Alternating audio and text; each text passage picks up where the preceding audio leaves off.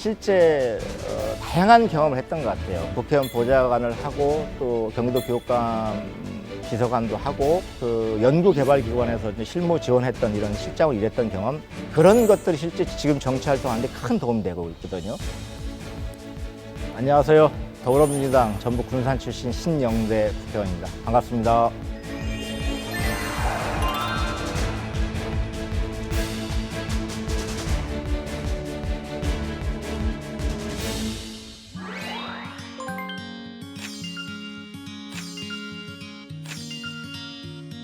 정치인에게 자기가 속한 발딛고 있는 지역에 대한 애정은 매우 중요한 것 같아요. 실제 제가 태어나 지금까지 한 번도 전라북 군산에서 이사를 가본 적이 한 번도 없습니다.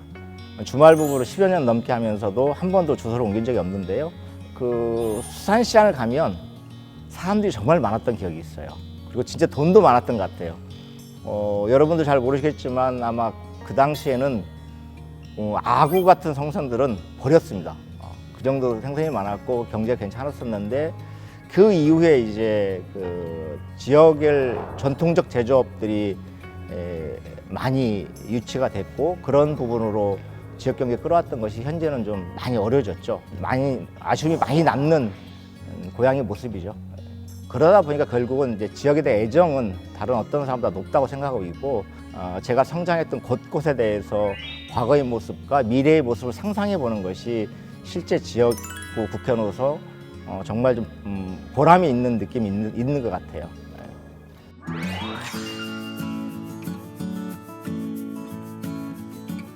우리의 문제는 현장에 답이 있다, 이런 겁니다. 우연찮은 기회에 이제 지금 경기도 교육감 하고 계시는 이재정 교육감이 선거를 돕고 초대 정책비서가 들어갔는데요. 당시에 이재정 교육감이 공약하셨던 가장 큰 공약이 우리 아이들의 그 9시 등교 정책이었거든요. 학부모들이 난리가 났습니다. 우리 아이를 빨리 학교로 보내서 공부하게 해야지 9시까지 가면 어떻게 하냐. 근데 이 공약을 결정하게 된 결정적인 계기가 된 것은 중학교 학생의 의견이었어요. 왜 교육감 후보께서는 왜 우리 엄마나 선생님들의 의견만 듣고 공약을 만드냐. 우리도 아침밥 먹고 학교 가게 해주세요가 이제 학생들이 요구했거든요. 아마 경기도의 31개 시군의 학부모 회장단들은 제가 다 만난 것 같아요.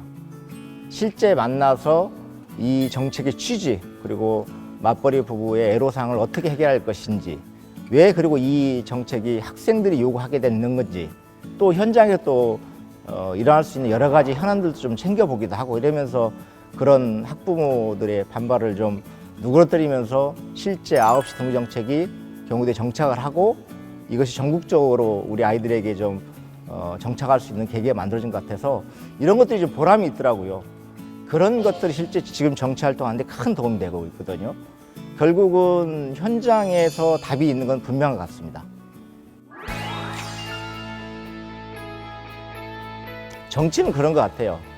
현재의 과제를 풀어나가는 것이 당연히 정치의 과제일 수 있지만, 정치의 더 큰 과제는 미래를 준비하는 것 같아요. 현재의 과제를 난제를 푸는 것은 어찌 보면 행정부의 공무원이 할 수도 있는 과제일 것 같은데, 정치인은 앞으로 대한민국 사회, 또 내가 속한 지역의 20년, 30년의 미래의 과제, 미래의 먹거리를 준비해 가는 것, 이것이 필요하다고 생각하고 있고요. 그런 과정들을 좀 국회나 또는 지역에서 준비하고자 합니다.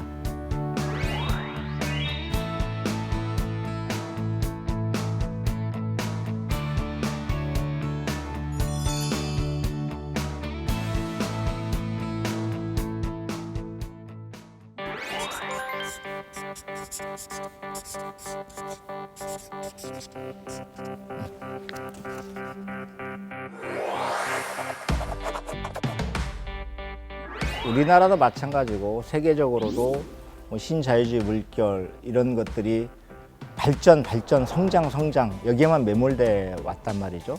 그럼 우리가 대한민국 사회는 어떻게 할 것이냐 고민해 보면, 지속 가능한 사회를 만들어야 되겠다. 빈부격차도 좀 해소하고 자연과 성장이 같이 공존하고, 기업의 성장도 있지만 노동자의 죽음을 담보로 한 성장은 안 되는 거고요. 대기업이 성장하는 거지만 당연히 중소기업의 성장이 함께 가지 않으면 대한민국의 미래는 없는 거고, 이렇게 예를 들면 다양하게 우리 사회는 갈등 구조와 차별 구조가 많이 있는데 이런 것들을 좀 함께 융합해 가면서 함께 화합해 가면서 발전하는 것, 더디게 가더라도 이것이 한국 사회의 미래를 담보할 수 있을 것이다. 이 부분에 좀 의정 활동을 좀 집중하고 싶습니다.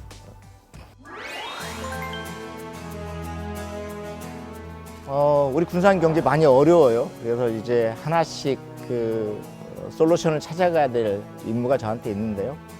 새만금이 인간의 욕심으로 새만금을 만들어냈는데 이 새만금을 어쨌든 만들어진 새만금을 어찌 보면 자연 친화적으로 그리고 미래 먹거리를 담보할 수 있는 구조를 어떻게 할 것인가는 고민을 하고 있는데 그 중에 하나가 이제 그린 산업단지, 속칭 아리백 산단이라고 하는 것. 재생에너지를 통해서 전기를 만들고 그 전기를 통해서 제품을 생산하는 것. 그 제품만 어쨌든 납품을 받겠다는 이런 세계적 기업들이 많이 생겨나고 있잖아요.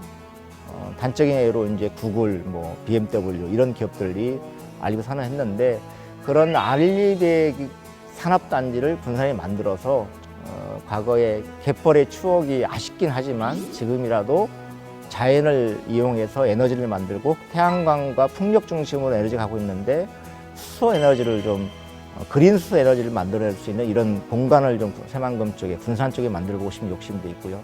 이런 것들 좀 하나씩 좀 만들어 나가면 이게 좀 지금 쇠락한 군산 경제의 20년, 30년의 미래를 준비할 수 있는 과제라고 생각해서 준비하고 있습니다.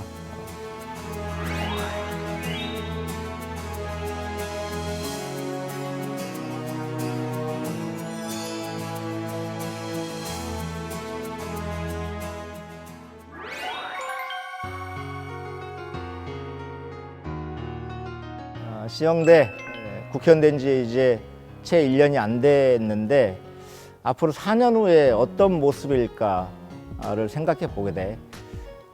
선거를 하면서 이런저런 약속과 이런저런 자세에 대해서 국민들과 시민들께 약속드렸는데 그 4년이 지난 후에도 그런 것들이 여전히 좀 잘 유지될 수 있도록 하고 너무 큰 거에만 집착하지 말고 작은 것도 소중히 여기는 의정 활동을 해서 국민들한테나 시민들한테 열심히 잘했어 하면서 그런 얘기를 할 때 보람을 느꼈으면 좋겠다는 들고 또 정치라는 공간이 끊임없이 사람들이 실망하고 떠나는 공간이기도 한데 그런 순간에도 사람을 소중히 여겨서 4년 후에도 주변에 많은 사람들이 남아있을 수 있기를 바래.